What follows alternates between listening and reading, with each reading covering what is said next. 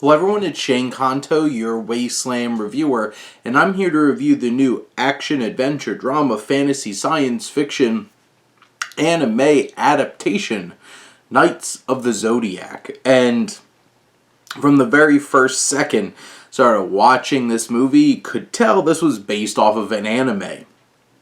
And it's quite interesting in the way that it's this giant just mashup of all kinds of different things. From you have the Greek gods, and you have Athena, who's reincarnated in the body of a young girl, and how her existence kind of starts off this giant battle for her powers with these different warriors who have the different powers of the Zodiac, and there's all of this other exposition dumps, which, like, so much of this movie is exposition dumps to try to explain the absurdity of all the different mixing and matching of fantasy and science fiction you could possibly squeeze into one story.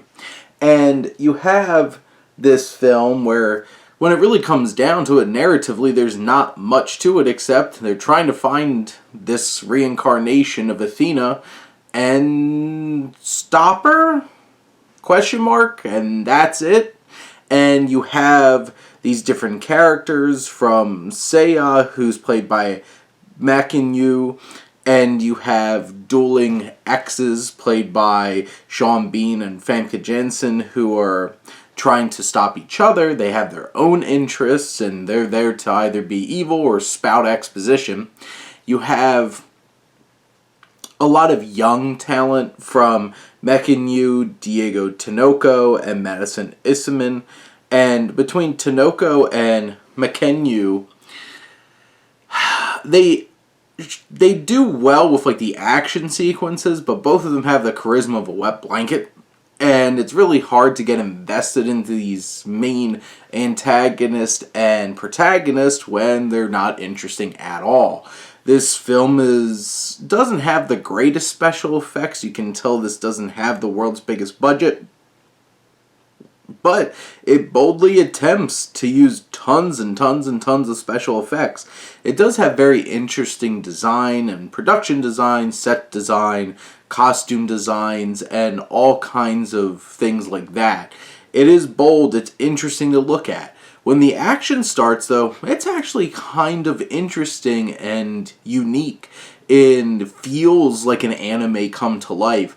And if this movie was indeed just 2 hours of action, this would have been one of the best movies of the year, because it was that much fun to watch the action sequences in this film, which are kind of the main redeeming quality of this movie. Everything else is pretty subpar or mediocre at best, and that's pretty disappointing. Now, I didn't go into this movie with tons of expectations or high hopes, but this 2 hours, whenever the action happened, you're like, oh, this could be really cool. And then the action stops, and they're like, no, it isn't. But over the course of this runtime, you get a decent amount of action to sink your teeth into. But outside of that, there's not much substance to go around. And some of the performances, including some of the key ones, just fall flat. And it's hard to connect with. And by the time the credits roll, you're like, I'm sure there's other adventures in this world, and if they could find a more inspired story to wrap it around and put more action in it, maybe it'll work. Maybe it'll be that exciting. But for this one, not the best step forward for the first film into this adaptation franchise. But those are my thoughts on Knights of the Zodiac. Let me know what you think, and let's talk some movies. But thank you as always for tuning in and supporting your Wasteland reviewer.